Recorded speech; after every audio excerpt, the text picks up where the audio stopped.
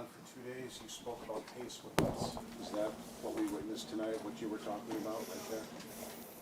Yeah, I think that was a good visual of it. And, like I said 2 days ago, compete and pace, and we needed that. And I also talked about the confidence I had in that group, and, yeah, it was a good pace today.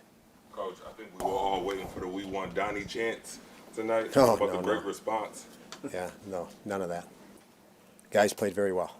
Absolutely. Obviously, they played very well all the way through. Did you sense that right from the beginning, Greenway's shot, everyone had the shot mentality that a lot of times hasn't been there this year, and that created a lot of those chances? Yeah, and Mike, we've talked a lot about that. That's the barometer, the willingness to shoot, the willingness to work, to go get rebound, the belief, and it all goes hand in hand, and it was there tonight. What did you think about the way the group responded when you're down 2-1, and with the way the Leafs play, wide open, it could have been tempting to, as we say, try to outskill the other team, but they didn't try to do that. Falling down, going ahead, and a lot of energy in the building, and with coming off the game the other night, certainly you're excited when you jump out and you get ahead, and then all of a sudden, a couple minutes later, you're down 2-1. And I spoke of the other night. There was a real lull after we gave up a couple goals. Tonight, there was absolutely zero of that. But that's again, we came out ready to go. I thought we were able to set a high bar for ourselves, and that is a significant factor in that. Just moved right on. What's it like for you when you hear your players talk about you the way they did tonight? I mean, Rasmus Dahlin was mad the way you were treated the other night. He said that's not right, that you took too much grief, and he wanted to have your back in this game. And he wasn't the only one that said that. It has to be nice to hear your players have you like that. Nothing better as a coach than to have your guys believe in you. So it means everything as a coach. That means everything. Because I can tell you, you have to push these guys. And I've had lots and lots of players that they don't know how much you care about them because you have to push them. And so when a player does say, I don't know what Ras said or anybody else, if that's the case, it obviously is, to me personally, it's a great feeling. Because again, we're not easy on these guys, and nor can we be. I know you scored 9 goals in that game, but how much of that was, offense coming from defense? A lot. And again, I said it the other day when Tim asked, compete and pace, and we needed pace. And we had a good skate yesterday. We did some things different, and who knows, maybe that helped, but. Our guys had good energy, and obviously that defenseman up was very key in moving it quick. Was that late goal, and it's a late goal in a kind of a blowout game. But how significant is that for him, just to get that first one after what he's been through? It's always big to score, especially when you're a goal scorer, and there's just no feeling like a puck going in the net off your stick. So. It's big. It's big for lots of guys today to get a scoring touch. I thought Dylan Cousins, has played really well the last 4 games, and now he's got some familiar guys on his flank now with Jack back, and you can just see the energy and life that trio has.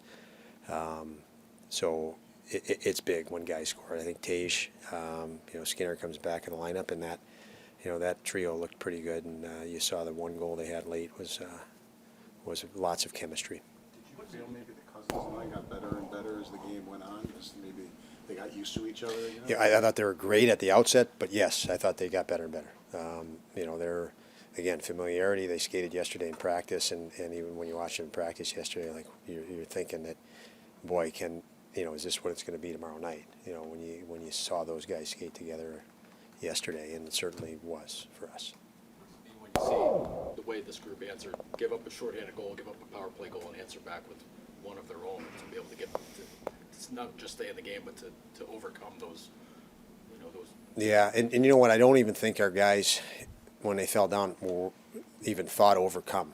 They just wanted to play. They played for a greater, I think, just a greater passion and love of the game, which is something we've missed, and just playing for the right reason.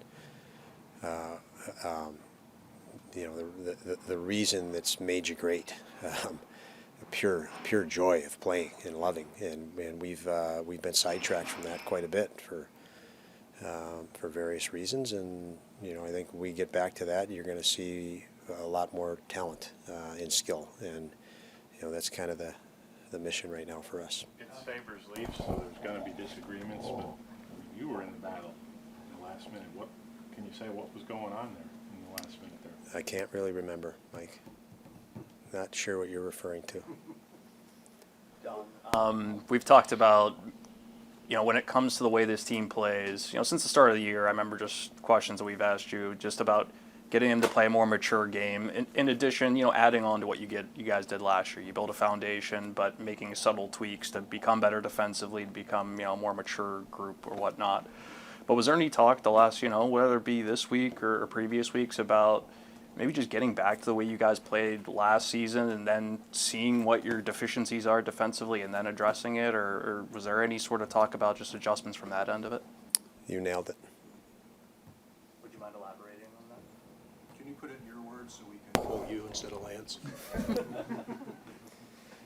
We obviously, you go through a season last year, you finish where we finished, and there's analytics, there's everybody that this needs to change, that needs to change, and you start focusing on what needs to change, and sometimes you lose yourself.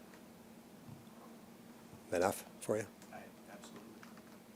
In the past week, in a vacuum, there might be a temptation to say, okay, bounce back, great, it's fixed, or we've solved things. The season, taking the season into account, when you've had games like this and had it not lead to how you want it to be over the course of the next few games or an extended period, what are the lessons that are learned about digesting this game and using it for what it is? To play with a fearless intent, you have to be able to enjoy doing what you're doing. Again, without repercussion of, what if we get scored on? What if we don't win the game? What if? And I think we got a group that cares so much.